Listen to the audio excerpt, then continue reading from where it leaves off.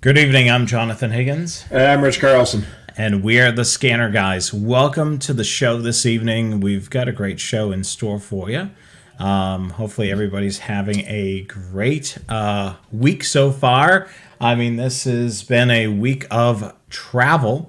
If you watched us on the Train Aficionado live show on Monday, you got to learn a little bit about taking your scanner rail fanning, whether it be trackside or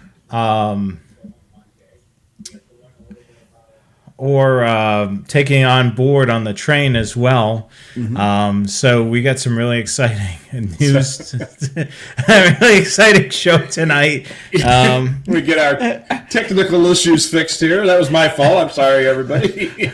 Yeah, I could hear myself in delay still. Let's take a look at the at tonight's topic of discussion. It's trips for summertime travel with a police scanner. As always, we're brought to you by Scanner Master this evening, so thank you so much for everybody joining us. And let's take a look at the next slide here. All right, so you can follow, like, and subscribe to the Scanner Guys through social media, Facebook, Twitter, YouTube, and Instagram. And you can check out the blog, thescannerguyshow.com. Is a great website. Definitely bookmark that as well.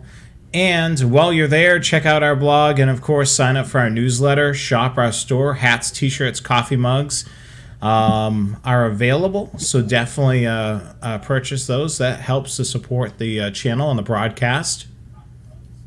And I could still hear myself, Rich, so I'm not too sure what's going on over there. Okay, well, let me try this. I might have to take my headphones there, off. How's that? That's got to be better. Okay. I've got two screens on, and one of them is the volume is still, but I can't hear it with the headphones on. Oh, I can hear it. Yeah. I got a better microphone than I do headphones, I guess. Okay. All right, so let me put the headphones back on again so I can hear it. So I can hear you. So definitely check out our store. We're going to have another batch of T-shirts rolling out momentarily. So if you place your order for a T-shirt before midnight tonight, you'll be in the next batch being printed. So definitely do that. I just got an alert that that this round of T-shirts will be wrapping up this evening. So definitely take advantage of that. So tonight we're going to be talking about tips for summertime travel with a police scanner. Why bring a scanner with you while you're on vacation? That's a good question, Rich. Why would you want to do that? Well, you got to have it. If you're a scanner guy, you got to have your scanner with you all the time. And there's going to be things that you're going to want to listen to. The highway's going to get blocked up. You're going to want to listen to why you're having the traffic jam. You're bored. You're driving across the country. You got nothing else to listen to but your wife. Wouldn't you rather listen to the scanner? Well, there is female scanner people out there, so they may not want to listen to their husband. Yeah, absolutely. I wouldn't blame them. And you might have other hobbies too. So you might be a rail fan or an airplane nut, so you want to listen to that stuff while you're driving. It's a good thing to keep yourself alert while you're driving. So there's reasons to listen to a scanner, even other than just trying to find out where the traffic jams are.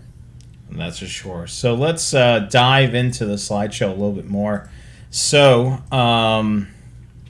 why bring your scanner with you? For entertainment, safety, weather updates, traffic updates, and hobby exploring, such as, I can't get it right tonight, rail fanning or aviation scanning. Yeah, good things we don't have the sound effects generator tonight, right? No. Well, I had the simulcast, which the scanner guy's version of simulcast interference. Yeah, I mean, I was reading those like this. I had the headphones. That's why my hair is all a mess. I had the headphones. Like I had it so I could hear you and not hear me because I could hear myself in the in there. Anyway, so those are all the good things about that that you can do. Should we have stayed on that slide a little longer? Or just... perhaps, but I think they get the gist. Well, there it is again. In case you missed it. Hold on, I'm gonna fix my mop here while we banter. Here we go. So as most of you know, that Rich and I are both rail fans, and of course, yep. Rich is very much interested in aviation. So yep. I'm sure when you have a layover at an airport or you're going to show up at an airport early, you're going to have your scanner out so you can listen to the action locally. Oh, you betcha, man. I always have that scanner with me, and a lot of times I'll know what's going on before everybody else does just because of it. So, and having a scanner at the airport is perfectly legal. There's nothing wrong with it. But again, like we were saying, when you're on board a train or an airplane, always use your earphones when you're listening to a scanner in a public place. It keeps things kind of a little low key. Plus, you're not bothering your neighbors. That's for sure, because not everybody wants to hear the radio traffic. And of course, you know, for listening to traffic updates, the great thing is to just listen to the state police or highway patrol, or even the DOT, the state's DOT. Mm-hmm. A lot of times they're going to roll on scene with arrow boards or something that's going to be there for quite a while. If there's a motor vehicle accident, it's going to be blocking a portion of the highway or all the highway. A lot of times the DOT is going to be talking about it. They'll put it up on signage and so on. Mm-hmm. And of course, the state police or highway patrol will be talking about that as well. And sometimes with public safety over the radio, you may get some weather updates. When there's severe weather, traveling through the area, yeah. The dispatcher may say, attention all units of blah, blah, blah county. We have severe weather rolling through. There's a weather warning or whatever, yep. until such and such time. And you can also pop in the National Weather Service channel whenever you need to. There's only 7 of them, so chances are you're going to be able to hear at least one of them wherever you're at and get the most current forecast. That's for sure. I mean, there's a lot of great things, and of course, safety. A lot of that encompasses the things that we just mentioned, and entertainment is some of the interesting calls you may hear when you're traveling on the highway. Some of the strange and weird things that we hear over the scanners. I'm sure we could do a whole show of strange and weird things heard over a scanner. Yeah, it's like the Walmart of scanners. Yeah. Yes, so there's a whole social media outlet with how people dress at Walmart. Yeah, we can do that wacky scannerisms. So a lot of you have probably seen this before. It's the GPS scanning review. We're going to go quickly over this. We do have a full show that's dedicated to what this is all about. So we took Bridgewater, Massachusetts as an example here, which is surrounded by the black box there. And this is what shows on Radio Reference. In the background on Radio Reference, under this entry for Bridgewater, Massachusetts, is a latitude, longitude, and a radius of 5 miles. So when you have a database scanner, such as an SDS, a 436, a 536, or any of those radios, that latitude, longitude is in the background. So when you do use GPS scanning, your scanner knows, oh, okay, I'm within a 5-mile radius of Bridgewater, it's time to turn it on, or it's time to turn it off. So we're going to use our favorite town, Mayberry, here as an example. So Mayberry has a latitude and longitude with a center point right around the 6-mile radius. As you can see here, you can see Mayberry with the red border, and it's kind of little patches of Mayberry here and there too. Yep. So 6-mile radius on that. So that's how your scanner will turn on for the town of Mayberry. So understanding GPS. So we see our Volkswagen Beetle, which is green. It's on the road, 6-mile radius. We have a 536 here on the screen, and that's going to help us navigate down the road. So tonight, we're taking a ride through Lakeville, which has a 4-mile radius, Mayberry. Those have the darker black circles around it. That means that those 2 towns are turned on, because our green Volkswagen Beetle is in between those 2 radiuses. So as you travel down the road, as we get further away from Lakeville will be turned off, and then Mayberry would continue being on, and Sumner and Newport will then be able to be scanned in your scanner because you've entered into those circles. Yeah.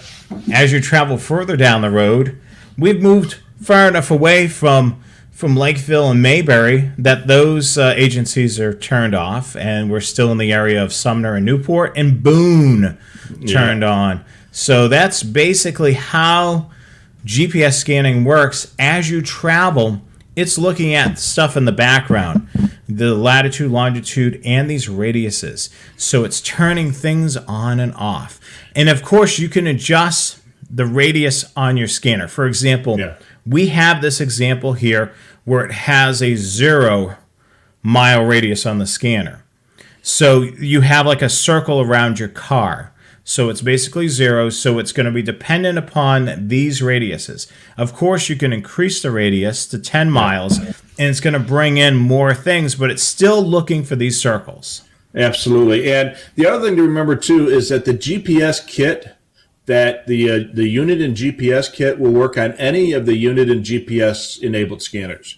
So you don't have to figure out what scanner you've got. As long as it's GPS capable, the GPS kit will work on it. Comes with all the cables and accessories needed. Yeah, if you're looking for the GPS, you can click on the affiliate link down in the description of this video and go to accessories and then GPS, and then you'll be able to take a look at that wonderful kit. If you're looking to learn more about GPS scanning, search the Scanner Guys YouTube channel for using a GPS with the Unit and Bearcat police scanner. And it was a show that aired last December the 2nd of 2020. Really great show. We even went over the components of the GPS as well. So if you end up purchasing the GPS, you certainly can watch that video and then figure out what cables you need. One thing to remember, too, is that the BC-125AT does not support GPS scanning, but it has not been discontinued. Yes. And, Rich, a major question, since we talk about Mayberry all the time, from Mike. Is it conventional or digital? Conventional or digital? I would have to think that Mayberry has to be conventional. The only way they could be using digital if they're on the state system, and I don't think there's enough money in Mayberry for them to afford a digital radio. Yeah, we talk about Mayberry all the time, so hopefully we're putting them on the map. Yeah, nobody's ever heard of Mayberry, so it's not like anybody's ever actually heard of it, or they've written a TV show about it or anything. Yes. But definitely look for the Scanner Guys show where we talk about GPS scanning. These are all the popular models that support GPS. The only one that's not on the screen there is, of course, the 996 P2. Now, this is the current... I left it off no, it's on the list. Yeah, it's on the list. This is the current models that are on the screen. There is, the 15, the BCT 15, the 996T, the XT, and of course the P2 supports it. So if you have some older radios that are not listed on the screen, they may support GPS scanning. Of course, the Cadillac models, the SDS 100 and 200, of course, support GPS scanning. Yeah, and Todd had a quick question. Is there a special GPS unit? The unit and GPSK kit will work with it without having to do any crazy wiring and such. You can use, on most scanners, you can use different GPSs, but you're going to be building your own cables and doing soldering and doing some crazy stuff. So if you're that skilled, then you can figure it out. If not, just get the unit and kit, and even if you got multiple scanners, you can use that in any of the unit and scanners that support GPS. Yeah. So the other question that we can get often is, or someone talks to us and said, "Look, I hooked it up to my BCT 15X or my 996 P2 or my 325, and nothing happens." Yeah. That is a common thing we get because people think it's going to magically work because it's connected to the GPS. No, it needs to be All those scanners have one thing in common. They're all clean slate scanners. So one, they need to be programmed for the areas in which they're going to be used. Two, they need to have the GPS information in there, and it has to be enabled. Yep. And three, you have to have the GPS properly connected and set up on your radio. So the original GPS, if you have one of those older round GPS pucks, those were using 4800 baud data rate. The newer one with the square GPS receiver, that uses 9600. So if you've got everything all hooked up and you don't get the GPS indicator on your scanner, go in and check the baud rate. It's in the location. You go to set location and then GPS settings or serial port settings, and make sure that it's set for 9600 if you've got the newer one, or 4800 if you've got the older round one. Yeah, the other thing, number 4, Terry mentioned, have your antenna connected and, of course, have your radio powered on. Oh, yeah, that helps. You know how many people have said, oh, we got to plug the GPS in? Oh, okay, I'm sorry. I thought it just had to be in the car. I don't know. Maybe they thought it had Bluetooth or something. Who knows? Yeah. All right, well, that's our quick review of GPS scanning. Now it's time for us to dive into programming. So you're going to take a road trip with your one of your many scanners, and the unit and database scanners are probably the most friendliest for road trips because they already have the nationwide database. So these radios right here, such as the STSs, the Home Patrols of the world, Home Patrol 1 and Home Patrol 2, or the 436 and 536 are database scanners. Yeah. Now, there is the full database, and there's a favorites list. Now, there's pluses and minuses. There's more pluses for creating a favorites list than using the full database. So think of it this way. So you're using a GPS with the full database. You're traveling on the highway. So you're traveling through Mayberry and all those other communities. So you're going to hear all their radio transmissions as you're traveling. You're going to be overwhelmed with communication. Unless you like that. Yeah, or you're very good at hitting the avoid button. So yeah.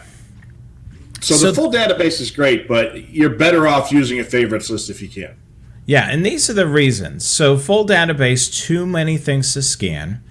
You're going to have slower scanning speeds because it's going to be going through all this stuff that's in the scanner. Mm-hmm.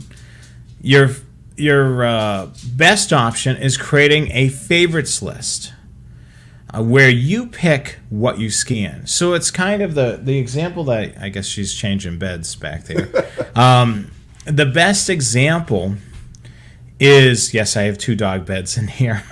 The best example is you're going into the supermarket, radio reference, or the database, the unit in a database that's located in the Sentinel software is like your supermarket of items. So you're putting things into the cart, and you're putting everything that you want in the cart. So it's the same thing. What you're going to do in the Sentinel software on any of these radios is you're going to pick and choose what you want to monitor. We're going to kind of go over some tips with that. But the best thing, if you're planning on doing a road trip and you're doing a lot of highway traveling, is to probably program state police or highway patrol. Yeah. I've always thought that the Uniden and Whistler and Radio Reference, the 3 parties involved in this, should have created a separate service type for state police or highway patrol. Unfortunately, it never happened, and when you select law, you get state, county, and local, and there's no distinction between them with the scanner, with the service type. So that's why making your own favorites list is going to be much more important when you're going to be on a big road trip. Yes, and being on the highway, you're going to be able to hear everything that's relevant to your drive. So if you hear a lot of motor vehicle stops at milepost such and such, you know that they're out there handing out, local state gift certificates. Yep. That you have to pay for. Yeah. Oh, yeah. They're fun. I've written several thousand of those myself. So. So that's one thing. The other thing is if there's a motor vehicle accident, okay, there's a motor vehicle accident about 15 miles from here. Should we pull off, have some dinner now, wait for that to clear out, and then we can continue on our travel? So the great thing is being able to hear what's relevant because you've created that favorites list. Like I've done a trip, the last trip that I did up to the Horseshoe Curve, I'm in North Carolina, so I programmed in all the North Carolina State Police for the whole entire system with GPS. I'm not going to be hearing everything. I'm just going to hear what's near me. Then I went up to Virginia, and then a little bit through West Virginia, and then making my way, further north all the way into Pennsylvania. So each state, I programmed, the State Police or Highway Patrol that was available as I traveled. So it would turn things on and off. I was able to hear the communication. It works amazing. So favorites list is the best way to do it. So when you create the favorites list, you have to remember in Sentinel software to enable GPS scanning with that favorites list. If you don't do that, it's not going to work properly. Yeah, and you're going to also have to look at the center point for that particular favorites list and what kind of a range you want to set it to. So on a big state like Texas or Montana, you're probably going to have to do several favorites lists for that state because the maximum range on those is 50 miles on certain scanners, 30 for others, and that's nowhere near big enough to cover the entire state. You go to someplace like Massachusetts and Rhode Island, it's not such a big deal. Well, you don't necessarily have to do that with trunking systems. Each site and each talk group grouping is going to have its own latitude and longitude. So you can keep it at 0. And then as you travel, you're going to hear the troops or the barracks that patrol that area. I mean, granted, you could put it at 50 miles. It's going to try pulling in all those other sites, but it's not going to be able to be in range of signal-wise of those agencies. Yeah. So, you could set it to 0. I mean, take, for instance, I'm in North Carolina, so the Viper system. So each of these agencies are broken into groups, each troop or area. So they each have their own latitude, longitude. So as you're traveling through one section of highway, it's going to pick up that barracks or troop. As you continue traveling, it's going to turn that off and keep turning things on. As long as the information's entered in correctly in radio reference. Right. But if you're creating your own favorites list, that's where you got to make sure you put your ranges and such in properly. No, they're already in there on radio reference. No, if you're creating your own favorites list from scratch for the highway patrol and stuff like that, you don't need to do that. If you're building it from scratch, yes, you do. Well, yes, but if you don't need to build it from scratch, if you're creating a favorites list from the database, all that information is already going to be there. Yeah, exactly. But like I say, if you're building your own favorites list from scratch, you're going to have to do your ranges. If you're using the radio reference, you just have to make sure that the ranges are correct. Yeah. I mean, you don't necessarily... I mean, I think the database is basically fine-tuned enough where it is correct. I mean, I haven't ran into any issues. I mean, I've traveled along the... Not since you fixed them all. Well, I fixed a couple of states. I'll leave that as that. But that's the thing. I mean, if you are building from scratch, yes. Yeah. But I would recommend breaking things out by troop and so on. But that's a totally different show. All right, let's continue on here. So we want to make sure that you have an extra SD card, especially with some of these not GPS, but database scanners. A lot of times they'll be prone to, an SD card could get corrupt at the worst time. If you have one prepared, you can basically, replace it on the fly. I mean, the thing is when you're on a trip and you've got your SDS 100, the SD card becomes corrupt. Did you bring a laptop? Does it have Sentinel software on it? Does it have the file that you created for this trip? Yeah. And if you have to reformat the card, what happens if the card won't take the reformat? Yeah, so have an extra SD card is definitely a good thing to do. We talk about this so many times in other shows. Yeah. Clean slate scanners. Now, this is more like what Rich was talking about with building your own programming from scratch.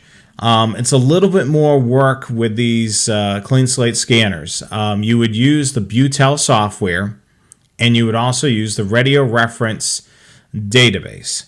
Now, you can import in the latitude, longitude, and radiuses for each one of the systems from radio reference.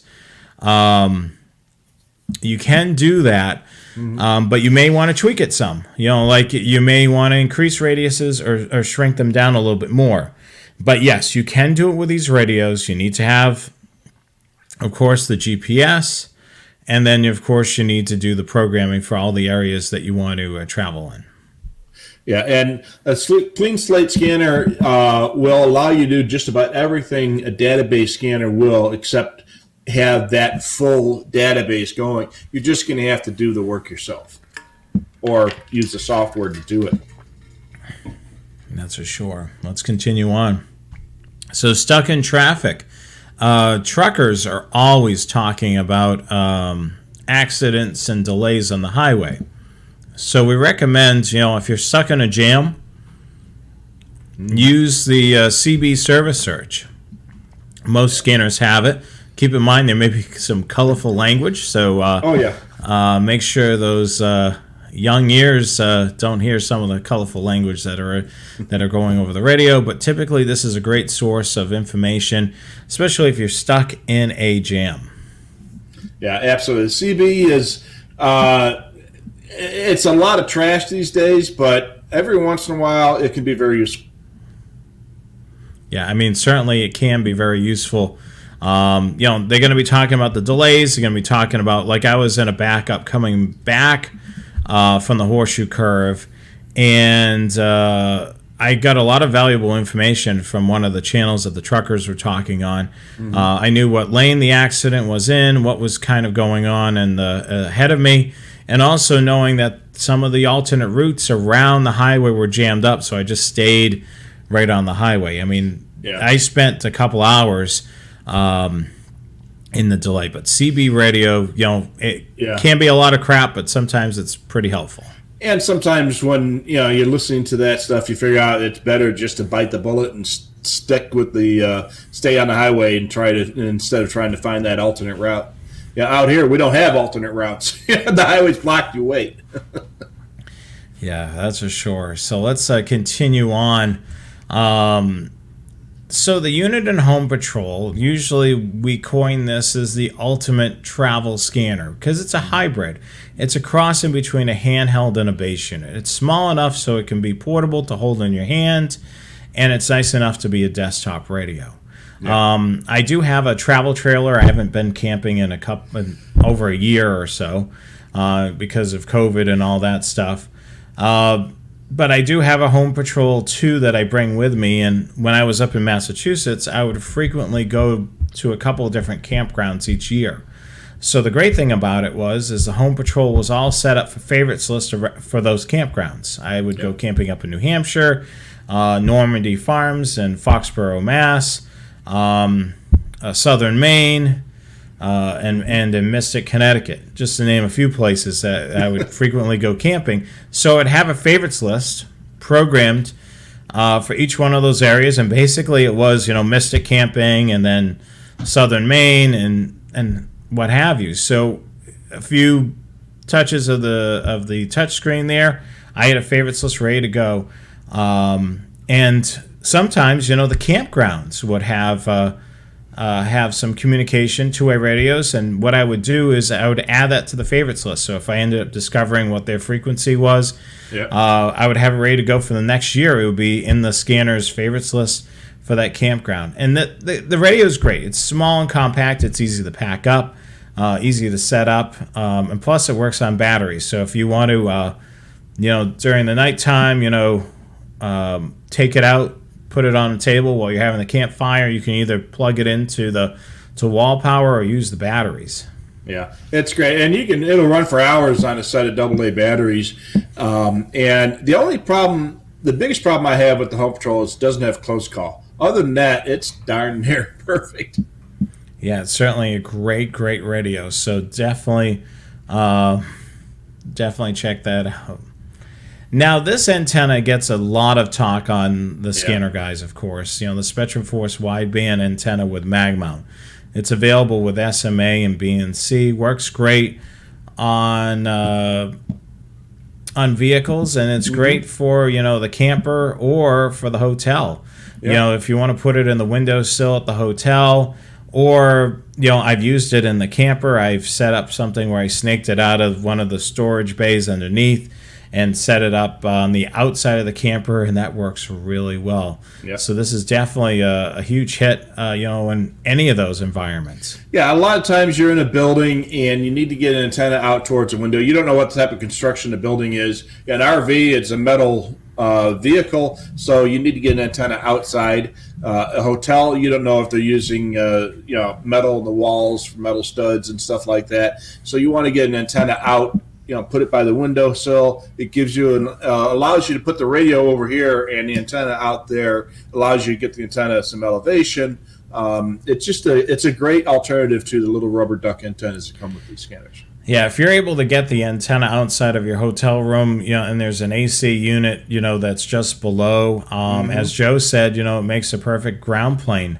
Yeah. But yeah, I mean, don't tinker with the windows. A lot of times they have those screens in pretty well, and you don't want to be paying. Or if you've got a through the wall mounted air conditioner, you might be able to put it on the inside part of the air conditioner. Because it's going to be real close to the window. I've done that, and that's worked. If you can't get the window open, and if you're in a big, huge, multi-story hotel, chances are the windows don't open. They don't want their guests doing a swan dive out the window. But if you're in some hotels have balconies, you can put it on the metal balcony. Yeah, there's so many different options. You definitely can be creative. This antenna is only 17 inches in height, and the coax cable is 12 feet. So it's small and compact. It can easily go into a suitcase. So if you're traveling by plane, tuck this in the bag with your scanner. You can set it up so you can be able to monitor communications. And they're dirt cheap. Yeah, that's for sure. They're $19.95. Yeah, and they're worth every penny. So now we're going to talk about traveling with, of course, a police scanner and scanning aviation, railroads, and maritime. We've kind of covered on Monday, railroads. So definitely tune in to the Train Aficionado show that just aired on Monday night to learn a little bit more in depth what you would typically want to do when you're traveling rail fanning. Or traveling on a train. We're going to cover that. We covered that in that show. So most scanners will work. Basically, it's the VHF 160 all the way up to 161 and change. Most scanners will be able to hear that. As for Next Edge, that's very limited. Yeah. And road use on that is going to be way in the future. So you really don't have to worry too much about NXDN at this point. Yes. I think I called it Next Edge, but anyway. Well, that's the same thing. Next Edge, yeah. It's like DMR Turbo. Yeah. Definitely you want to use the service search on your scanner if you've got the 125 AT with you. Service search number 5, and you'll be able to find frequencies that are in that area that you're traveling in. Yeah, and like I say, while you're driving, a lot of times. A lot of the roads will follow the railroad tracks, or they'll be crossing over tracks. So it's a great thing to listen to as you're driving, as well as while you're actually stopped doing rail fanning. That's for sure. Aviation, another big thing that you can monitor. Rich, take this one away. So civil aviation operations are almost always on 118 through 138 megahertz, and you'll hear things like control towers, Unicom, air route traffic control centers, company channels, all kinds of civil aviation stuff. On the 108 to 118 band, it's almost all navigation and automatic weather observation stations. So there's very little actual operations on the 108 to 118. But those AWA stations are a great item. You listen to one of those for some of the local weather going on. Military aviation operates on 225 through 380. and that's a huge chunk of spectrum. And so you're going to have to do some programming on that one, because there's no way you're going to be able to scan that entire band with a service search or a limit search and find things reliably. You might get lucky and find one. I use 10 scanners to scope out that band, and I still miss a lot of stuff. So those are the basic frequency ranges. Again, if you go to Radio Reference, you can get the actual frequencies for the areas that you're in. But remember, there are a lot of channels that aren't specific to one area: search and rescue channels, Unicom channels, and stuff like that. So you're going to have a lot of channels programmed in there other than just the airports. All right, maritime traffic is another great thing to be able to monitor. It looks like Chris did some monitoring of that on one of his recent trips. Yeah. So that's really cool. But yeah, I mean, especially these man-made canals, there's going to be a lot of communication. There's a lot of coordination there to be able to get boats to travel through there. The Cape Cod Canal is one of those man-made canals, and it looks like we've got one right here, Rich, right? Yeah. There's one of the best spots that I've found is a little town called Sault Ste. Marie, Michigan. And they've got the lock and dam there. And it's through the Great Lakes system. And, you're right up and close and personal. They got raised platforms where you can see the boats coming through the locks. And then, of course, they're chatting on the radio all the time. So it's a great place. Just down the road a little bit, on the Ontario side, you've got the Welland Canal, which is a great place to listen to boat traffic.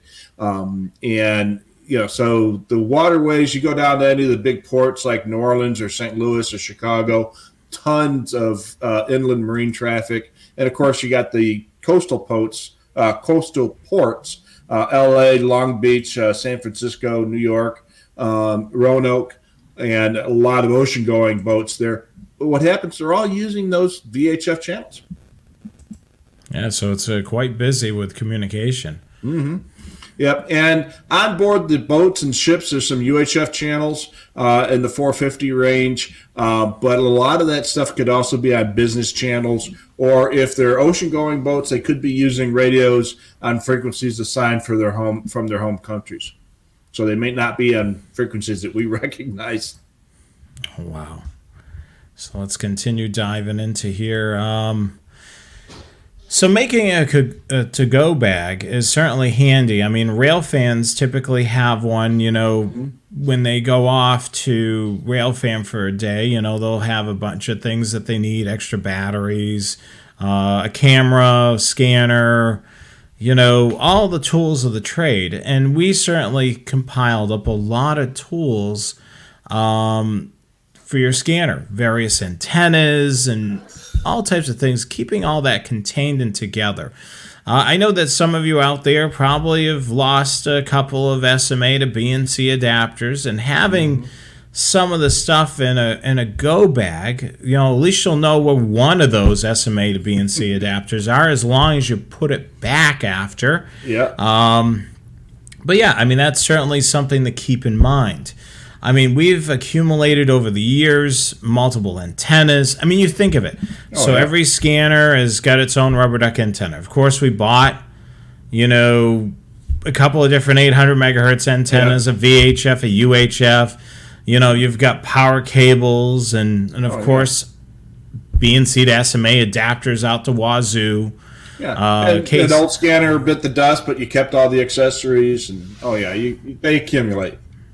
So with a go bag, you can kind of keep all these things contained, especially like for Rich, for example. He's going to go out to the airport for the day. If he's got everything in his to-go bag, he doesn't have to worry about, did I bring the batteries? Did I bring this? Did I bring that? It's all in the bag. Yep. Yeah. So you want to bring extra batteries for your handheld scanner, and make sure you have the proper batteries. Don't bring double A's if you've got an SDS 100. So make sure you got the right batteries, and make sure you have enough, because you might need 2 or 3 sets. So if your radio takes 3 batteries, bring bring 6 or 9 batteries. Make sure you have 2 or 3 sets with you. Power cables and chargers. You can, if you're using rechargeable batteries, you can charge up the batteries while you're in the car in between places, and run the radio in the car with that power cable. And oftentimes, those most of the current scanners, the power cable is also the USB cable, which you'd use for programming. So, that's you might be able to kill 2 birds with 1 stone there. Spare SD cards. So if you've got a database type scanner, SDS 100, a 436, Home Patrol, bring a couple of those spare SD cards. We always harp on taping the extra SD card on the inside of your radio. I put mine in the battery compartment. That way you always have it. Make sure that you update that card before you go. Not only the one in the radio, but your spare. Yeah, because there may have been some changes to a favorites list that you've updated. You definitely want to make sure that those updates go over to your backup, because let's say this is the time that the SD card becomes corrupt. Yep. So you say, all right, I'll just put in my other SD card, and then you're like, I didn't put in that new favorites list for this this day, for this trip. Yeah. And then you're SOL. Joe, one of the Joes mentioned a good thing is to for like the SDS 100, since the extra batteries are expensive and most people don't have an extra battery. Those USB power bricks, those portable battery packs with the USB plug on it, that gives you basically an extra battery for your USB capable scanner. Yeah, we have many Joes tonight. I think we got about 17 or so. Yeah. Lots of Joes. So Bearcat Joe will probably show up later, and then I'll add 18. Yeah. Frequency guides, which are rare nowadays. Yeah. But if you have your own notebook or list of frequencies that you'd like to listen to, or your own cheat sheets, most people frequency guides would be your phone, because you can access radio reference or other online sources from your cell phone. So, but if you're not that high tech, if you're a low tech kind of guy and you like stuff on paper, or you just have a couple favorite cheat sheets, bring those with you. Yeah, this is another cool thing that this Joe mentioned. Is keeping all of his backups on a cloud drive and then having an extra SD card with him. Yeah. So let's say, for example, this may be great for someone. Let's say you didn't have the backup SD card, but you've had all the files up on a cloud drive, and you've got limited access, and you're able to clone that file setup from the cloud. Then all you got to do is just buy a new SD card if you're not able to reformat it. Right. And this will be a quick and easy, dirty way of being able to do it relatively quickly. And a lot of times, you can grab stuff and use with, such as a tablet or something. You may be able to connect up your mini SD card, access the cloud, be able to get those files in there properly, and get your scanner up and running. A lot of us don't carry a huge laptop with you when you're on a short trip. Right. So this may be the next best thing. So definitely a good thing. And then one of the things that's on the list after frequency guides is a carrying case or carrying cases. Yeah. I can't tell you enough. The carrying case is well worth every penny, especially you're spending a lot of money on some of these digital scanners nowadays. So why not spend the $30 and put your scanner in a case? And Rich is putting it into a case right now. And look at that. Nice and slick. It looks good. Keeps your SDS, in this case, protected. And then don't forget the antenna snap. Just kind of pop that on the antenna and snap it on the back. And that keeps the radio from falling out if the case is not real tight. Most of the cases that you're going to get from Scanner Master are kind of a fit like a glove. Yeah. And, like the soft leather... and the nylon will kind of mold itself to the radio, which is really nice. It keeps it a nice snug fit, and of course keeps your radio protected. So it's not, but the bungee cord is there in case.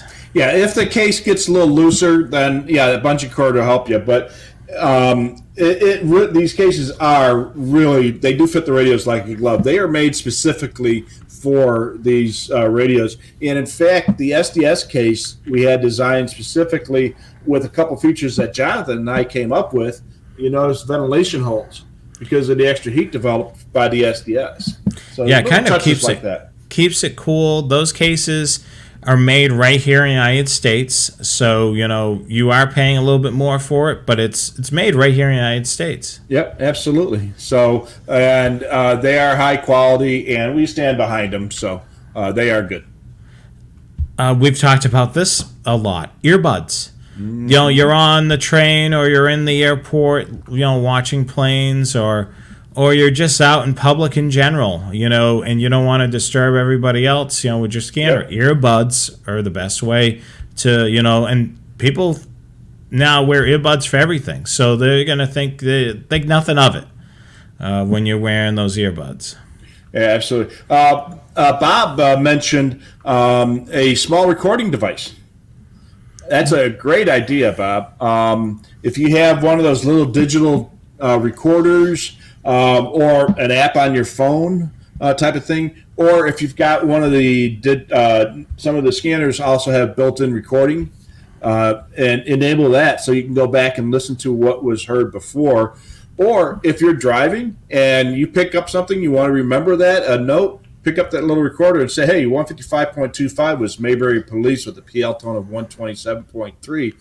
Just because it's a lot easier than trying to write it down while you're driving. You can do that without crashing. Yep. Yeah, you certainly can. And don't forget your laptop or tablet. We've already mentioned that a couple times. And a notebook and some pens. Sometimes it's easier just to write stuff down as you're driving. Yes, just be careful as you do that. Or as somebody else is driving, or if you're in the hotel room. So yeah. What are you doing? We have a guest with us tonight. Yeah. You want to say hello? Hold on. Yeah. It's Daisy. Daisy, how are you, Daisy? Right there. See the camera? Hello. So those are all great things to have in your to-go bag. Mm-hmm. But yeah, let's take a look at the next slide, Daisy. Let's bring that up. Okay. So this is more stuff that you can learn, or options that you can learn for this to-go bag. Yeah, the actual bag. Yeah, the actual bag itself. And it kind of varies for what you have in the bag. Essentially, I mean, if you're one of those that have smaller, self-contained things, a camera bag. Yeah. Chances are you're probably going to have a camera anyway, so you can use that as your go bag for your scanner and your camera. Small tackle boxes. Great for those spare SD cards or those SMA to BNC adapters or the antennas. Let's say you got a couple of different antennas. You've got your 800 megahertz, your wideband antenna, maybe a VHF or UHF, or if you go into the racetrack, one of those race tennas, those little short ones. Yeah, absolutely. You can use, and the nice thing with the tackle box, it's got all those little compartments, so you can put all the little things in there. You can use a briefcase if you're that type of a person, a small briefcase, or even a small toolbox. You can use one of those little handheld duffel bags, a knapsack, put it on your back, or some people call them a ruck. But, if you're, depending on what you call it, I have a knapsack, which I bought for my laptop, and the laptop's got a padded compartment for the laptop and plenty of room for radios and antennas and batteries and accessories and stuff like that, and lots of little pockets and stuff. And of course, if you got a laptop, you can put your radio in your laptop case. Yeah, so there's all types of different things there. But keep in mind, you can put Daisy in the go bag. No, she's right here. I don't know why she got up. Yeah. So, here's another great suggestion. Joe mentioned you can use a cooler if you're going to go to someplace that's wet use a cooler because that'll waterproof it. Yeah, I mean, most of those coolers, do keep it, do keep it dry and everything. Yeah. I mean, there's all types of different things. I mean, Just don't put ice in it. Yeah, don't put ice in it. Here's some suggestions. For a to-go bag. Mm-hmm. Use something smaller inside the bigger bag for the little stuff, the antennas, the adapters, your SD card. The SD card, make sure you have a little pad box. I've got a little box like this big with a couple pieces of foam padding. I stick my spare SD card in and let it bounce around in the car so it doesn't, the card itself doesn't get damaged. But if you have a smaller box, you can put your antenna adapters or your antennas themselves in and keep them from rattling around, or you don't have to go fishing for them. Yeah, and there's also, the suggestion that we've made several times during the show, taping that extra SD card to the back of your battery compartment door. And don't forget to format it and program it before you leave home. The other thing that you can do is a lot of the SD cards, I'm not too sure if you can see this. This is for my large SD cards. But a lot of times they'll have an adapter and they put it in a case like this. Mm-hmm. So if you're not going to put it inside the radio, you may want to use one of these and then stick it somewhere in the bag so you know exactly where it is. And of course, it keeps it's a little bit more bulkier size than that little tiny card, so it gives them some substance. So definitely do something like that. Yeah, and it helps protect it from being damaged. The other thing that's a big thing, you're traveling into areas that you're not familiar with. You want to be careful and not leave it in the vehicle or leave it where it can be seen. Usually with criminals, they're looking to smash and grab. So if you're going to be leaving something in the car for an extended period of time, let's say it's your scanner, put it in the trunk or put it where they cannot see it. If they see an empty car, they're not going to smash and grab because there's nothing in there to grab. Yeah, they're going to go to the next car, and you don't care about the next car unless it's your wife's car or something. But you're going to let them break into somebody else's car because they left their radar detector or something out on the dashboard. If they look inside your car and there's nothing there, they're going to go to the next one. And just put it down.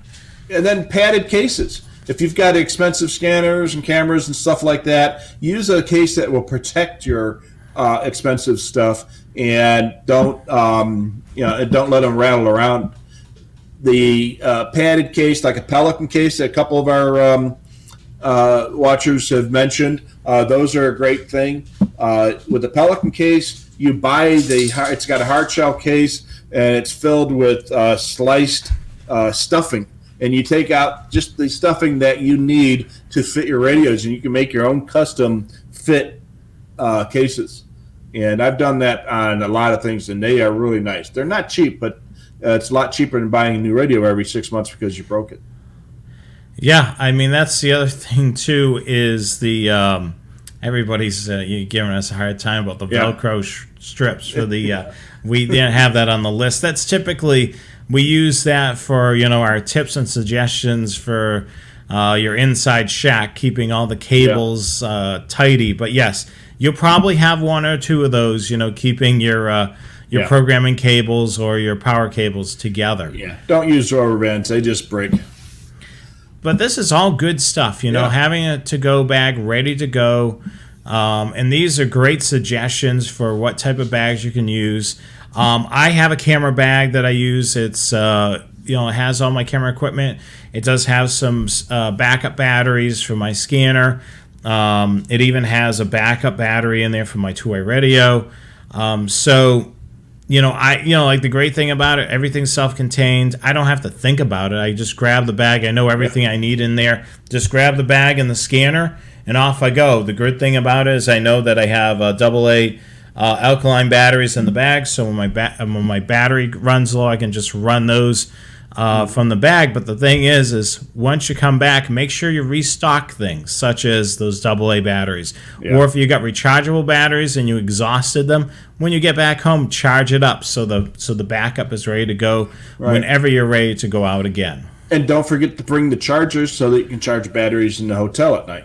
Yes. or the campground or wherever it is that you can get power. So all good suggestions here. Let's continue on. Prepping your scanner for a trip. Yes, this is just like, getting your car ready for your tune-up. You want to make sure everything's tuned up and ready to go. Top off the fluids, check the tires, fill the gas tank. You're going to do the same exact thing for your scanner. So, Rich, this is a key thing. This is something that we would have not have talked about probably about 15 years ago. No. Updating the database and firmware in your scanner for your zip code-based scanner. Yeah. So obviously your non-zip code scanners aren't going to have a database, but you're going to, for your zip code scanners, if you're relying on that database because you don't know what frequencies, or you're not going to spend an hour programming for the 20 minutes you're going to be driving through an area, make sure that database is up to date. Remember, those databases are updated weekly, mostly on Sunday nights, and they are available sometime on Sunday or early Monday to the Sentinel or EasyScan users to update that database. And don't forget the firmware checks. Now, there haven't been a lot of firmware updates recently. They got things pretty much taken care of there, but you might as well check. And if you have another scanner that's a non-zip code scanner, something like a 996 or a 325, check make sure that the firmware is up to date on those scanners as well. It might fix an issue that might pop up on your particular trip. So it's always best to make sure you have the up-to-date firmware on any scanner and an update database on your database scanner. Checking the battery compartment. If you haven't used the scanner for a while, the thing that we mention time and time again on the show is if you're going to store away a scanner, take the batteries out. Because you could find the next time that you pull that scanner out, open the battery compartment, you can find that the cells have leaked or corroded. Oh, what a mess. Yeah. So definitely, before you store away your scanner, take the batteries out if possible, and then put the batteries in when you're ready for your trip. But definitely check this. Because even, if it's been, like a month or so, you want to double check. You don't want to start your trip and then say, let me grab the portable scanner and I'll go trackside, or I'm going to go here or there with the portable, and then you find it doesn't turn on and you look inside and you've got a mess. One suggestion on that was told me by an old-time radio tech is, even if you got great eyesight, take your little flashlight and look inside the compartments with the flashlight to look for that corrosion, because it might just be starting, and you'll be able to see it better with a really bright light on it. And if it's just starting, then it's time to clean up that battery connector and maybe toss out the batteries that are in there because they may have leaked. And the next option there, this is a common thread tonight with keeping those SD cards up to date. Make sure you keep the SD card up to date with the database, the firmware, and to update your favorites list as well. So if you've got a brand new favorites list, or let's say you got a favorites list created last year, and you're going back to the same location this year, check radio reference. There may have been some changes, or there may have been some additional talk groups or frequencies that have popped up. Yep. Make sure you update that favorites list as well. It's not going to update. The one thing that we cover on our shows when we talk about Sentinel software, because you've updated the database doesn't mean those updates are going to go over to the favorites list. So anything additional that's new, you need to add those things to the favorites list once you've updated the database. Yeah, don't forget that. And check before you go, if you're going to be bringing a laptop, make sure that the radio is actually going to be able to connect to the laptop so that you don't get surprised at your destination when you're trying to do something on the, connect the radio to the computer later. Make sure they connect before you go, and you make sure that the radio is working properly, the cable is working properly, and the computer is working properly. Yes, and if you have one of these older radios, make sure the drivers for the cables in there. You may be going to a hotel or something, and the Wi-Fi is not so great, but you know how to fix the radio because you're able to pull up a couple of the frequencies or the radio reference database on your phone, so you're able to do a couple of quick edits without Wi-Fi in your laptop. Yep. You don't want to be screwing around with trying to figure out how am I going to download the driver for this cable. I mean, a lot of you out there, don't have the brand new SDS 100 or 200 or whatever it may be. You may have an older radio that works great. You got a brand new laptop and you forget, I forgot to put the driver in. I installed the Butel software, but I forgot to put the driver in. So make sure, like Rich said, check it all. Yeah, absolutely. And Joe brought up a good point. Checking the laptop is important because of Windows updates. So it might have worked 6 months ago just fine with everything you got there, but there might have been a Windows update in the meantime, and that'll break everything. I don't know how they do it, but they break all kinds of stuff with updates. Joe is absolutely spot on. I mean, that's the thing. It could change COM ports. It could do... You don't want to be spending 20, like you got the wife ready to go out for the day or the husband ready to go out for the day. I just need to update one thing, and then you're screwing around with trying to get everything working. Well, the other thing, too, is people, with the USB, they think, okay, USB is universal. It works everywhere. But the thing is a lot of scanners that use USB serial ports, like a 996 or a 325 or even a 536 or an SDS in virtual control mode, it actually does use a serial port that it's got a built-in USB to serial adapter. If you plug that USB cable into a different serial port on that computer, you're going to get a different COM port number. So make sure you know how to adjust the COM ports in your software if that software is using COM ports. Yeah, I mean, the great thing with the Sentinel software, well, not the Sentinel software, but Butel software, is you can do a communication setup. So you may want to run that beforehand, before the trip. And the other good thing is try to remember what USB port that you plugged in on your laptop when you did that. Yeah. And otherwise, make sure you know how to change a COM port. It's usually pretty simple, but and that's going to be a topic for another show, is all about serial ports. And then check and replace any broken antennas, power cables, and USB cables. Yep, believe it or not, cables will eventually get wear and tear. Yeah. And, it may be hanging on, the wire in there may be hanging on by a thread. And, you want to make sure that it's a good solid cable.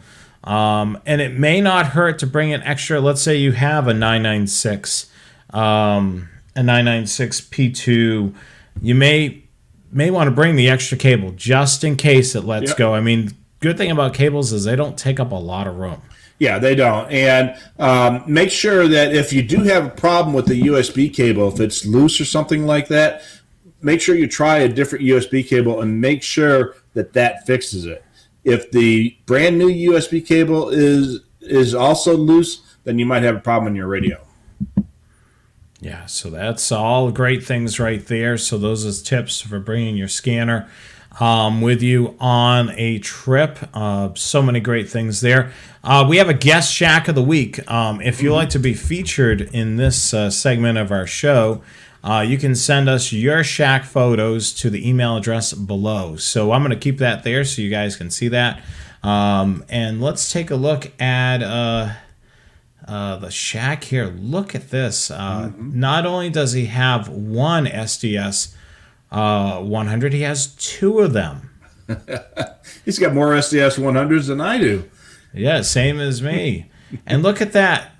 So clearly, Terry's in an area where there could be some simulcast issues. Oh, yeah. Because he's not only got the two SDSs, which address that, he's also has the it looks like the Unication G5, I think. Yeah, and he's got the speaker stand for it too. Yeah, I mean that is certainly a great setup there. We've got the two radios side by side, which is awesome. And of course, with the SDSs, they have the phenomenal displays, which you can see pretty well.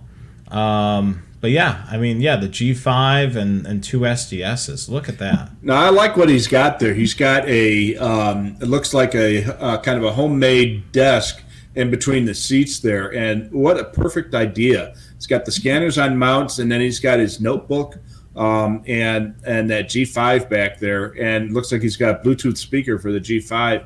That's a neat setup. And when you spend all day long in the car going from client to client, you're going to need something like that. So, Terry, that's a great looking mobile shack. I like it.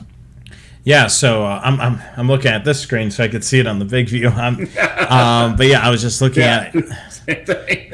So if you want to be featured on Shack of the Week, definitely send us an email, thescannerguys@gmail.com, thescannerguys@gmail.com. Include a little bit of information about yourself and some photos of your shack. We'll be happy to post them right on the show. Of course, this gives everyone, maybe I should do that with my STS. It gives people ideas to be able to see what they can do with their radios. I mean, we've had so many different people send us photos over the year or two that we've been doing this. And, I mean, they're all great things. I mean, people think of things, and the other thing that we get a lot in email that I get is these modern cars are not the easiest to put scanners in. So you have to be creative and think outside the box. Yeah, and obviously Terry's put a lot of work into this, and I'm sure he uses that hours and hours every day. So that was a great idea, and that's a great solution to not a lot of places to put radios. Yeah, it looks really cool. Thank you so much for sharing that with us. Hopefully you're watching the show tonight so you'll be able to see that. That was the perfect segue to next week's show. So clearly, a lot of simulcast issues are out there. And, the STSs are, definitely the fix-all, or the unications of the fix-all. Mm-hmm. Next week's show, we're going to talk about simulcast reception without an STS. Unfortunately, all of us can't afford to buy a brand new radio. You may have a 996 or a 325 or a 346 or something of that model, and you're doing the best you can with the simulcast issues. Yeah. So we're going to go over some suggestions about how to deal with simulcast without an STS. Yep. If you're a subscriber to Roku or Apple TV, or if you have their devices, I should say, download the YouTube app. You can watch the Scanner Guys or any of our shows on our channel on the YouTube app. So definitely search out the Scanner Guys on YouTube, and you'll have our whole entire channel. Yeah, and that's what I was doing at the start of the show. I had my problems. I forgot to turn the volume down. Yeah, so next week's broadcast will be Wednesday, June the 16th. 8 p.m. Eastern Time, 5 p.m. Pacific, so definitely tune in. I thought that we did a show already with simulcast. We have somewhat, but it wasn't the main topic of the show. So definitely tune into that one. That's going to be a good show coming up. Also, Train Aficionado Live is going to be, apparently we didn't change the date, is going to be back next month. That is, let me look at my calendar. It is July 5th. Yeah. That's going to be 8 p.m. Eastern Time, 5 p.m. Pacific. July 5th, 8 p.m. Eastern Time, 5 p.m. Pacific. Make sure you subscribe to the Train Aficionado channel as well. Follow, like, and subscribe to their social media, Facebook, Twitter, YouTube, and Instagram, and then check them out on trainaficionado.com. And our sponsor this evening is Scanner Master. Since 1978, the nation's most experienced dealer of all brands of new police scanners, software, accessories, and programming. Shop them online or call the scanner experts at 1-800-722-6637. That number again is 1-800-722-6637. They're open Monday through Friday from 10 a.m. to 4 p.m. Eastern Time. Shop them online 24/7 at scannermaster.com. And if you have scanner-related questions, send them over. support@scannermaster.com. That's support@scannermaster.com. Check out their social media as well, Facebook, Twitter, and YouTube at Scannermaster Co. And of course, if you're watching any of our videos, there's a affiliate link at the bottom of the video in the description. If you use that, anything that you purchase from Scanner Master will help benefit the scanner guys. Absolutely. So we've got another 20 minutes of the show, so we're going to cover some questions really quickly, and we'll wrap it up. So let's jump into it. All right. Well, first off, I'd like to say hi to all the Joes out there. 17 Joes that have checked in, and if Bearcat Joe pops up tonight, we'll say hi to him now. So hello out there, all the Joes. I was thinking, eventually once the show gets big enough, we need to name our fan club. Maybe we'll name it the Joes. The Scanner Joes. The Scanner Joes. Number 18 is officially in the house. Oh, he's there. Hello, Joe Bearcat. So we are official. We can't be a Scanner Guys show without mentioning Dale, the 125, and the fact that it's not been discontinued, and a late pop-up by Joe Bearcat. So we can close the books on this one and be happy, but we still have more to go. Yes. All right. So Danny Jackson reminds us that some states have very strict laws on scanners. So he mentioned Indiana and Kentucky, but also the state of New York and Florida. So if you're in those states, Minnesota.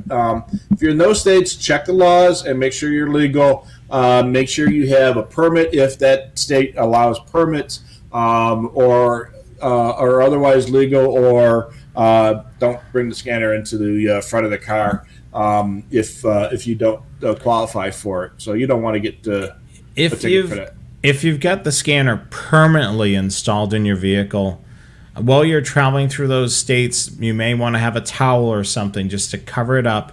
Yeah. And if you are being pulled over by the police for whatever reason, turn it off if you're using it in a state that you don't supposed to be. Yeah. For the most part, as long as you're not drawing attention to it, you're not going to have an issue. Yeah, the last thing you want to do is to have the officer's audio coming not only from his speaker, from his radio, but from your radio. That's not a good thing. Yeah, so I mean, unfortunately, mine is permanently in there, so it's not like I'm not going to physically take it out if I travel through that state. Just be very careful. And the other way to skirt it, which we've talked about before, is getting your ham radio license.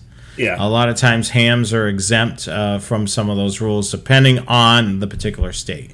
And when are you getting your ham license, Jonathan? Well, I'm dealing with a lot of training right now, so hopefully once that's done, I'll start looking into that.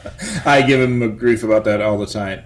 One of our Joes mentioned that we should do an end-of-year review. That sounds like might be a good idea for a show towards the end of the year. Yeah, we've done somewhat of an end-of-year review. Yeah. Product-wise, that's what we did, I think, last year.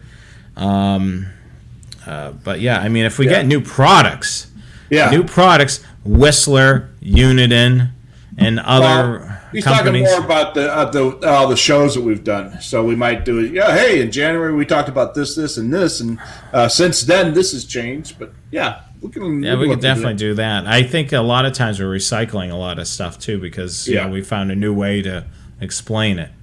Absolutely.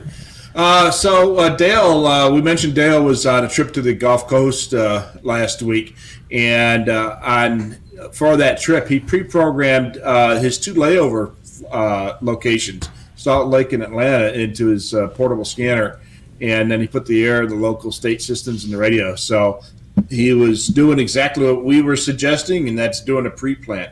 Set up things before you go, so that way when you get there, you just turn that section on. So good that. And Dale, happy that you made it home safe and sound, and that you had a good time on your vacation.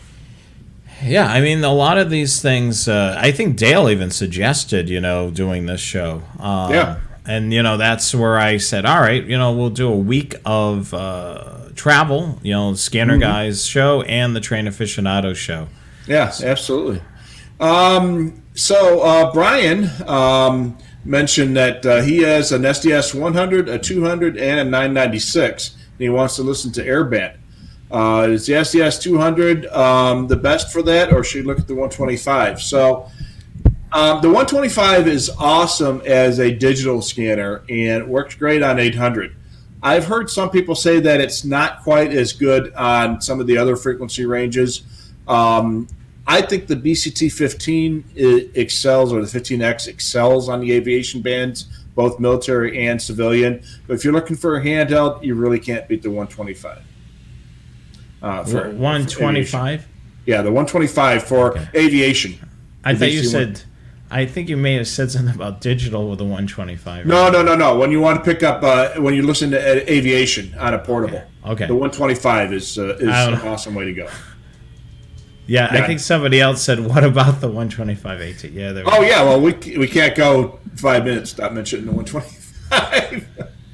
And yeah, Scanner Master is still out of stock, but they have not been discontinued. At the time of this broadcast. That's correct, yes. One of our Joes also mentioned to have a copy of the Sentinel installation file and your files saved on a flash drive. That's not a bad idea. So that way, if for some reason the Sentinel installation on your computer is gone bad, you can install it from the flash drive instead of waiting until you get internet access. Problem is, you're still going to need to be able to download the database if necessary, but it's still not a bad idea to have that available to you on a thumb drive. Well, yeah, I mean, you could still do the whole. You could do the whole entire file configuration on the thumb drive. So you really don't. I mean, you'll have the database right there. Yeah, absolutely. If you copy your file, and also you can keep an image of your SD card on there. That's what I meant. An image of the SD card. You'll have everything. All right, our buddy Dave from Buffalo was asking about the Comtelco ground plane antenna kit. That is a great option for a base station antenna. If you're kind of restricted in space, or you're going to put it on a balcony or such, you can put it on the roof on a big mast, but you're probably better off with a discount. But the Comtelco is a great alternative if you need something a little bit smaller in size, or you're going to put it in the attic or someplace like that. It's basically the Comtelco mobile antenna with an NMO ground plane kit that makes it into a base station antenna. It actually works pretty good. I've got one in my attic, and I use it for some of my scanners. In fact, I think my desk rack is connected to that right now. So the ground planing kit is also available at Scanner Master, so you can take your favorite NMO mount antenna and put it on there as well. So if you've got a favorite of yours that's NMO, and you don't want to use the Comtelco, I believe we sell the ground kit separately on the website. So definitely take a look at that, and you can, of course, purchase that through our retail partner, Scanner Master. Joe, a different Joe, one of the 18 that we have on the show tonight, said if you bolt one of the small firearm safes into your trunk, you can put your scanner and maybe your camera and such on there. So if they sell these firearm safes that you can mount into a vehicle, you bolt it down. I've got one here at home. I use it all the time. It's great. You just bolt the thing down, and they can't take the whole safe out because the bolts are inside the safe, or they'd have to get up underneath the car and stuff like that. So it's almost impossible to get it out of there, but you don't have to put guns in there. You can put scanners and cameras in there as well. Todd repurposed his other SD card from his old Android phone, and they reformatted it and used it for his 436 as a backup. So those little micro SD cards are pretty much universal. They come in a variety of sizes, and you can use up to a 32 gig in most of the Uniden scanners. So if you've got a 32 gig or smaller SD card that was in your old camera, your old cell phone, recording device, what have you, you can repurpose that for a spare card for your scanner. Gordon asks if using the system quick key status will slow things down if you're using quick keys and have them all turned on. The use of a quick key won't slow your scanner down. It's how much stuff you have turned on at a given time that will cause your scanner to take more time to scan through stuff. Yeah, I mean, the typical example is if your scanner is stationary at your home and you're scanning all of the, let's say it's a Viper system, type of trunk system, and you've got every single site in there, it's going to quickly check, reception on each one of those. So if you've got your scanner set up at your house, you want to filter out the sites that you're not ever going to be able to hear within range of your home. Yeah. So yeah, I mean, there's all types of things you can do for that. The other thing too is if there's channels that don't ever have any activity at all, you may want to reduce that down to be able to get your speed as quick as possible. I mean, that's the thing. You think of it, you want to be able to follow the story all the way through. So if you've got too much on your scanner, it may take a while to get there, and then you miss the rest of the story. Yeah, it's and basically the whole idea is the more stuff you have on your scanner, the longer it's going to take to get through it all, and the better chance you have of missing things. That's why if you have your scanner in manual on a specific channel, you'll never miss anything on that channel. But now if you put two channels in there, you have a possibility of missing activity on channel 1 because it's stuck on channel 2 listening to that. So the more stuff it's scanning, the better chance you have of missing something.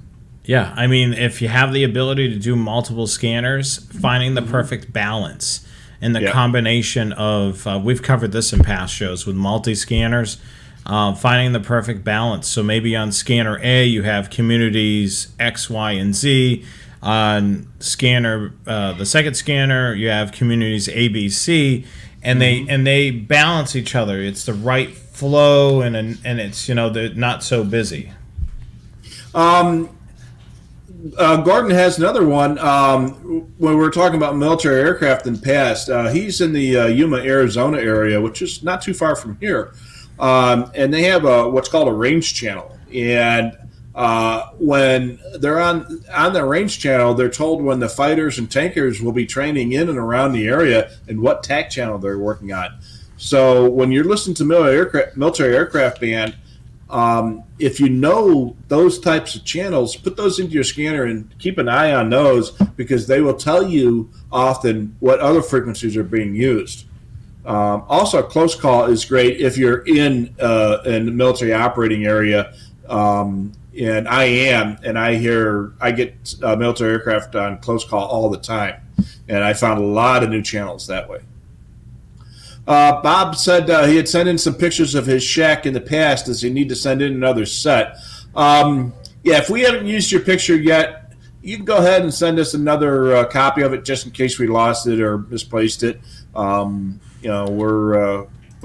We may already have it, but if we don't, it's no. Please go ahead and send it. Yeah, I mean, the email box gets so many things in there. And then the thing with this email address, and I can't stress enough, we don't monitor this email box 24/7. So don't expect us to answer things within 24 hours. If you have questions, scanner questions, you want to certainly send them to Scanner Master, which I can post the support email right here. So just give me a second. Yeah, and we do answer that support box every day. So if you sent a message in overnight, we'll get it the next morning, and typically we'll check that once, sometimes twice during the business day. So we will get that if you need a more immediate answer to the question.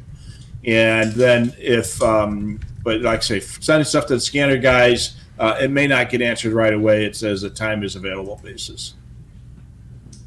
There you go. Support at scannermaster.com. All righty. Todd asks about SDR dongles. How do they do on simulcast? Well, we're going to talk about that next week. But SDR dongles usually work pretty much as well as the SDSs. So that'll be part of the topic of next week's show. So, Todd, make sure you're watching next week. Mike says, thanks for us pointing him to the W889 antenna for his indoor scanner use. He stuck in an apartment, and it worked really well on his BCT-15X. So glad that worked out for you, Mike, and hope it continues to work well for you. And then Todd asks, has anybody here used and experimented with an Austin Spectra mobile antenna on that ground plane as a base station antenna? That's kind of a big antenna to use on that mount. That mount, I don't know if it's going to be sturdy enough as built to work on a Spectra, because that Spectra is a great, big, huge antenna. I've used the Spectrum mobily, and it works. Works really well. I mean, when you're using a mag mount, you got to use the 5-inch disc mag mount just because of the load of that antenna. It was really a great antenna for using on low band. If any of you watched Shot in the Dark, which is a series that was on Netflix, it's about stringers that are in California, based out of L.A. There was one of the stringers actually had two of those antennas. The reason why CHP is on the low band, and those with the long whip, perfect for low band.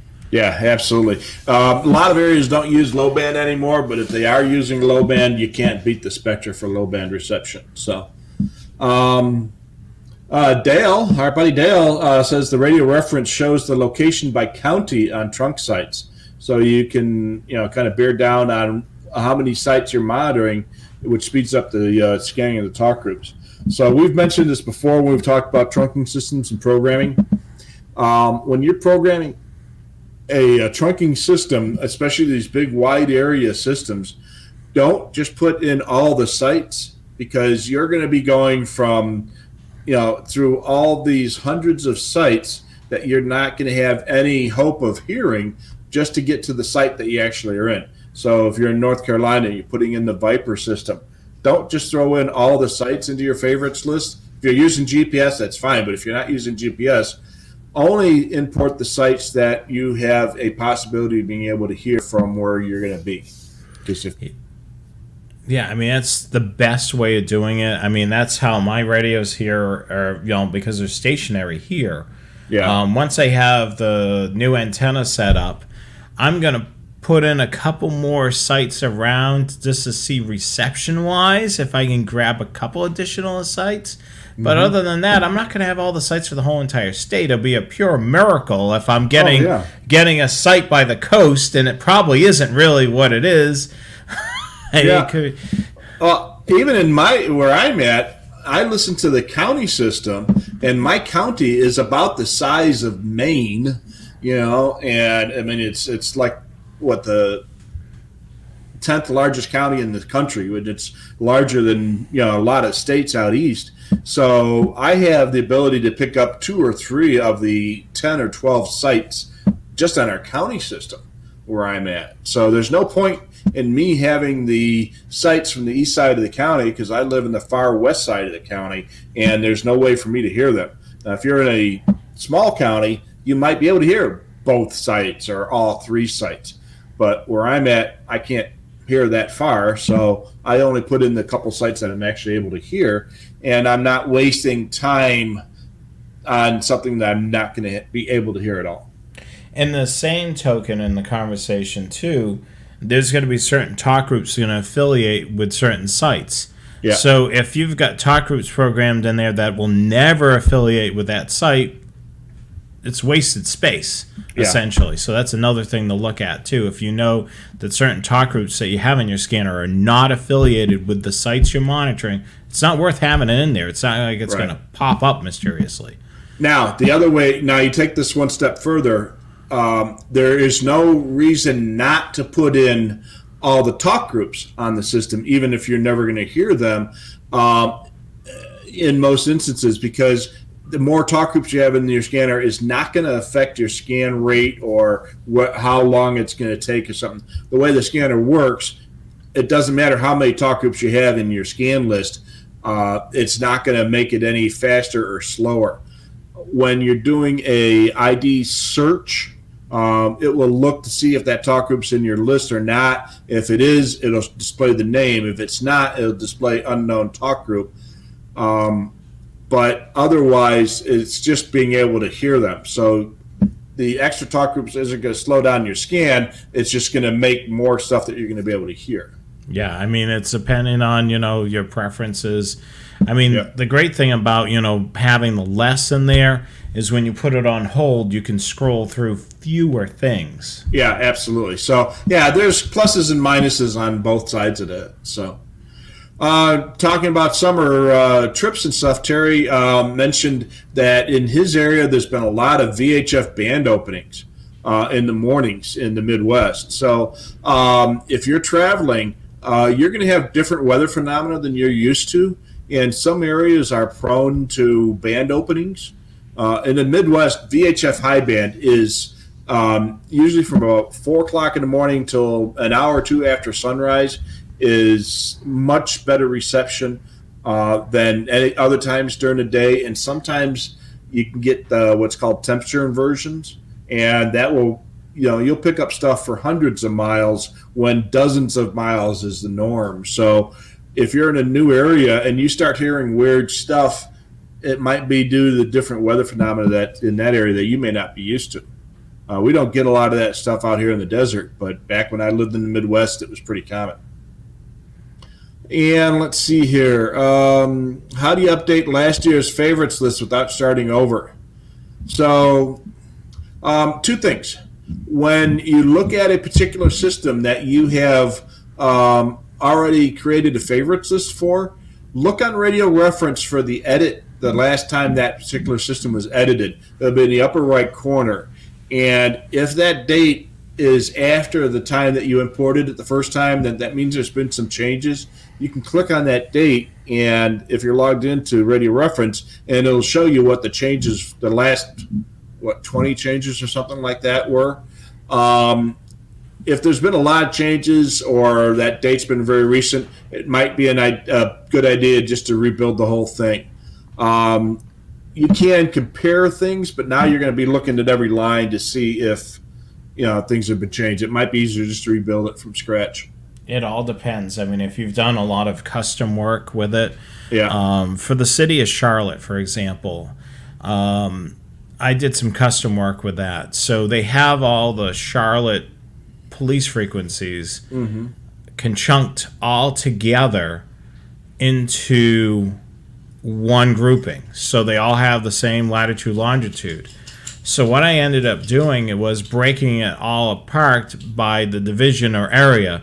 So then creating all these individual groupings allowed me to put latitude, longitude on each one of those. So if anybody's been to Charlotte, it's basically the whole entire Mecklenburg County.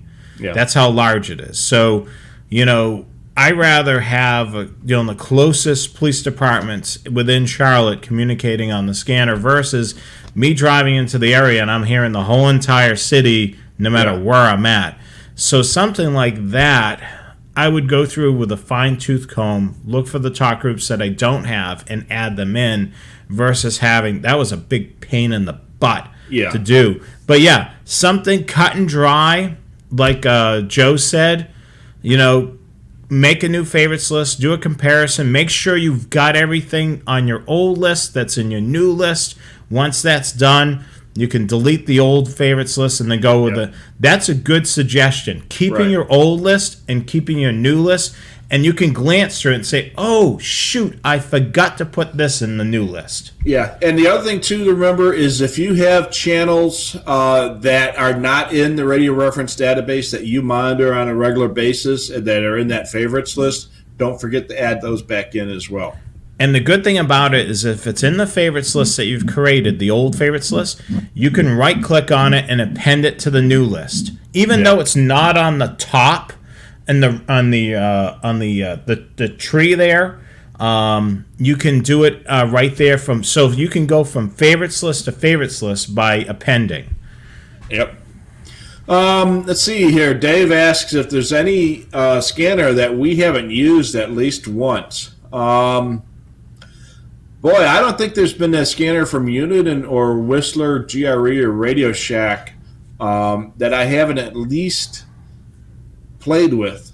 Maybe not here, but I've played with or dealt with.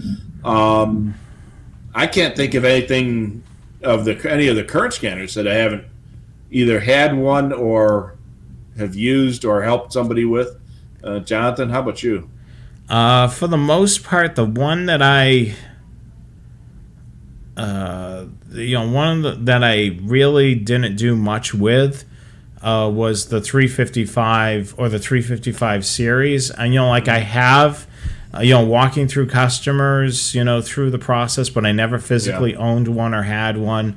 For the most part, I've had all of the Uniden radios over the last decade. Variations of it I've used, the desktop model, like the 365, which is all the predecessors before then. But yeah, I mean, all the whistlers, I've had to know those inside and out. And then, of course, knowing the whistlers, of course, it transposed over to the Radio Shack's radios. Yeah. So technically, I know the Radio Shack radios as well. But yeah, I can't think of a model. I never had a 1098, but I've had all the other whistlers just like it. But so I guess that kind of counts. Yeah, the 1098. Yeah, the 1098. Well, I had a work one. Yeah, but I didn't have. I don't have a 1098 personally. One thing that's missing from our website supposedly is a contact form. So yeah, we could definitely throw one of those up onto the website. We do have one on the Train Aficionado page. I'll have to add one in on the Scanner Guys page. To make it easier for people to send us an email or contact us and such. So. Yeah, I mean, if you're looking for the email address, I'll post it up here right now.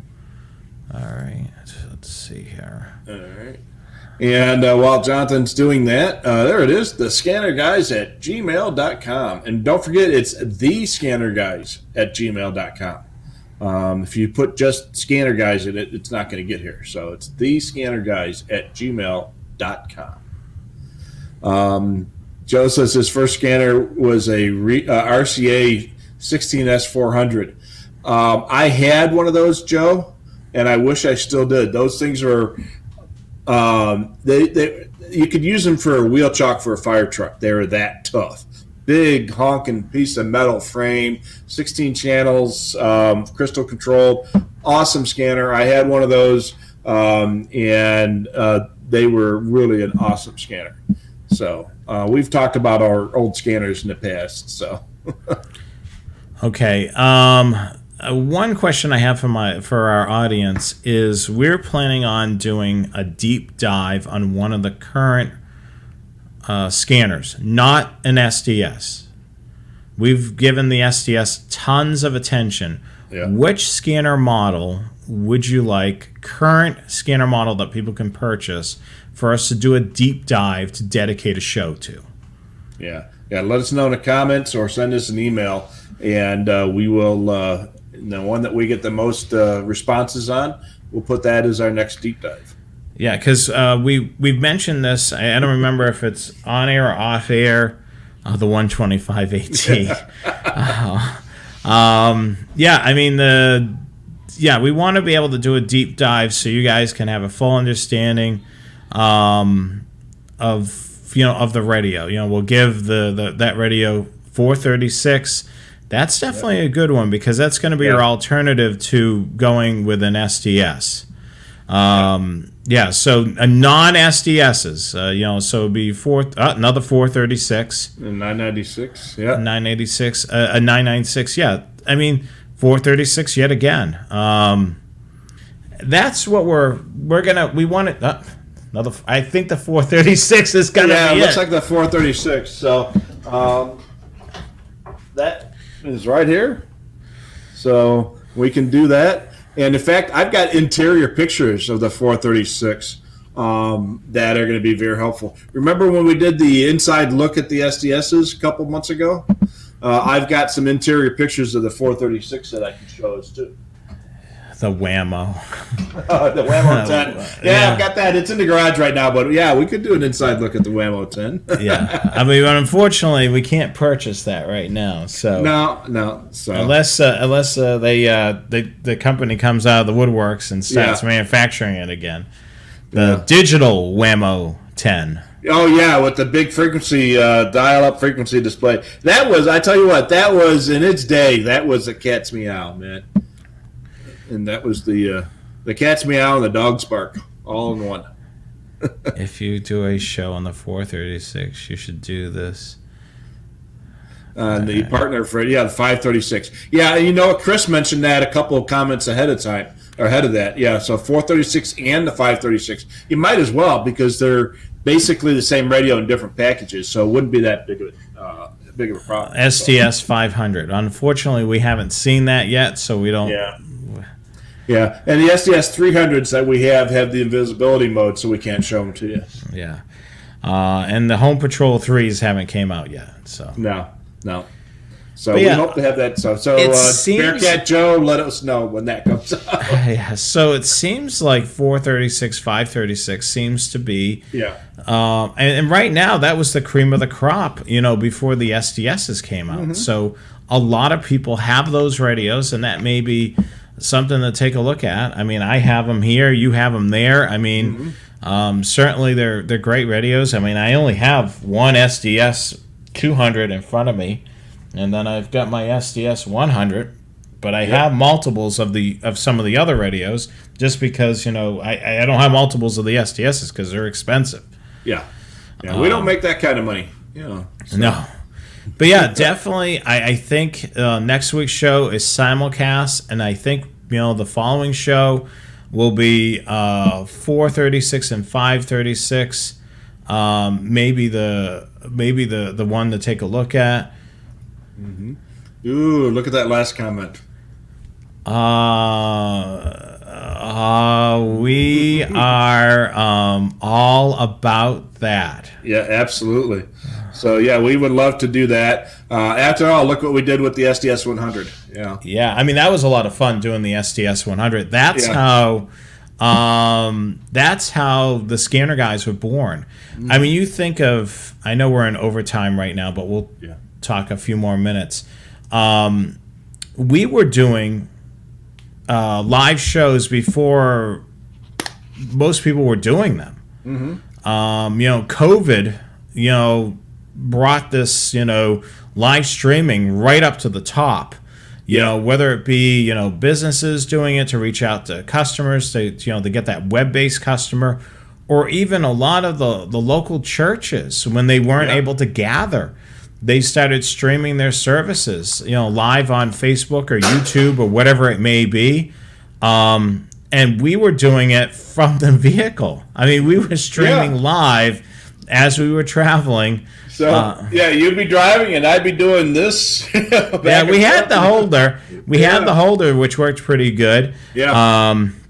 And we did the live shows from the hotel room. Mm-hmm. And that's how the scanner guys were born. We basically started doing this build up to the Dayton Hamvention, for one. Scanner Master was turning 40 that year. Yeah. Two, the STS 100. Unfortunately, Paul's health wasn't so well, and we got permission to show it off at Dayton. So, you know, we had a lot going on that year, and then and we actually had permission to show it off first. So. yes, we made sure, you know, with Paul. I think I sent him a follow-up. I'm just confirming that I'm getting a hard yes that we can do this, because stop that thumping. Making sure that we've got a yes from him, and we did. So that was good. So rest in peace, my friend Paul. So we're all about doing the new scanner reveal. Absolutely. So Joe Bearcat, when you're ready for that, we're here for you. Yeah, Joe, definitely. You know, send us that sample radio. We'll be happy to show it off. So like I say, we were very careful to make sure we got permission, and Paul gave us permission to pretty much say anything we wanted to about it, good or bad. So props to Unit and to Paul for that, and Joe Bearcat, I'm sure is going to be just as good for that as well. So. Yeah, and like Les said, there's still a lot of churches still live streaming. You know, the great thing about that is they may have grown an audience. Some people that are not able to venture out each and every Sunday, they have an outlet to be able to watch their services. Yeah, so absolutely. I think a lot of businesses and things like that have found a broader audience to be able to touch, which is great. So, all right. Well, I think we're about ready to start wrapping things up, my friend. yeah, we just want to remind you real quick that our show each and every week is brought to you by Scanner Master. It was 2018 when we were at Dayton Hamvention with the SDS 100. So, yeah, definitely, if you got any scanner questions, give them a call at 1-800-722-6637. They'll be open tomorrow morning at 10 a.m. Eastern Time to 4 p.m. Online at scannermaster.com. Support at scannermaster.com is the email address. Follow, like, and subscribe to their social media as well. Next week's broadcast, we're going to be addressing simulcast. And without having an SDS 100 or 200, things that you can do to combat simulcast. And they may be simple things you'll be able to do, and there's a few tips that are things that are around your house that may improve reception as well. If you have Apple TV or Roku, definitely download the YouTube app. We're on YouTube. All of our shows are on there. You can download the app and binge some of our shows. I mean, we've got so many topics now. I got to look back to see what we've covered and what we haven't. So next Wednesday, June the 16th, 8 p.m. Eastern Time, 5 p.m. Pacific, live right here on YouTube. Also, Train Aficionado Live, ignore that date. It'll be Monday, July the 5th, right after Independence Day. We'll be live on the air on the Train Aficionado YouTube channel. Follow, like, and subscribe to the social media, Facebook, Twitter, YouTube, and Instagram, and subscribe to their channel as well. If you're watching this broadcast right now, hit the subscribe button. Give us a thumbs up on the video. Follow, like, and subscribe to all of our other social media, Facebook, Twitter, of course, YouTube, and Instagram at The Scanner Guys. And check out our website, thescannerguyshow.com. And certainly, if you're in the market for one of our t-shirts, hats, or coffee mugs, place an order through our website. That helps to support the channel. We thank you so much for watching us each and every week.